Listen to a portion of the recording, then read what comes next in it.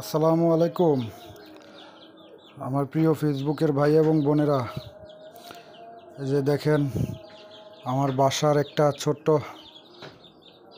বাসা একটা রুমের মধ্যে ছোট্ট একটা মুরগির খোয়ার বানিয়ে ফেললাম। কেমন লাগছে আপনাদের কাছে একটু জানাবেন।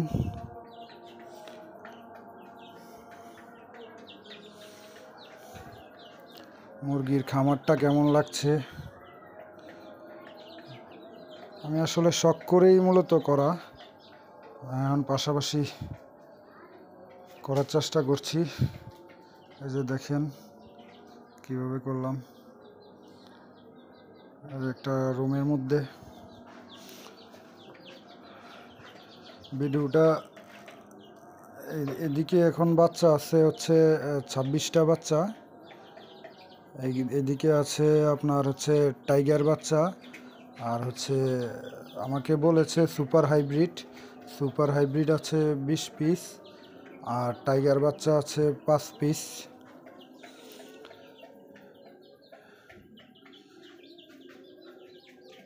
আর আপনাদেরও যদি কারোর জানা থাকে যে টাইগার বাচ্চা 6 পিস এগুলা ছাড়া বাকিগুলা কি বাচ্চা, তাও আপনারা কমেন্ট করে জানাবেন।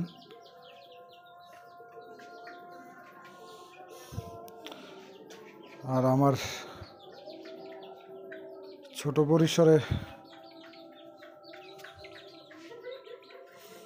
মুরগির শেড যে তৈরি করলাম, এই শেডটা কেমন হলো একটু জানাবেন। এই যে মুরগির শেড তৈরি করলাম ছোট পরিসরে, একটু জানাবেন।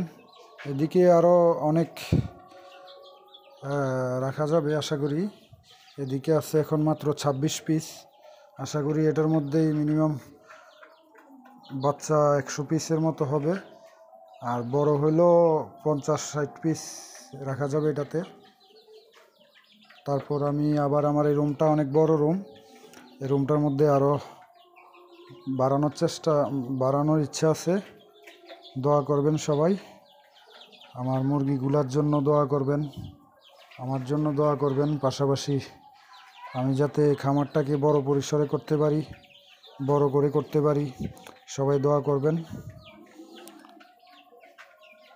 আল্লাহর রহমতে যাতে আমি সফল হই, সবাই একটু দোয়া করবেন। তো আজকের ভিডিওটা আমি এখানে শেষ করতে যাচ্ছি এখনকার মতো। সবাই ভালো থাকবেন, সুস্থ থাকবেন। আল্লাহ হাফেজ। আসসালামু আলাইকুম।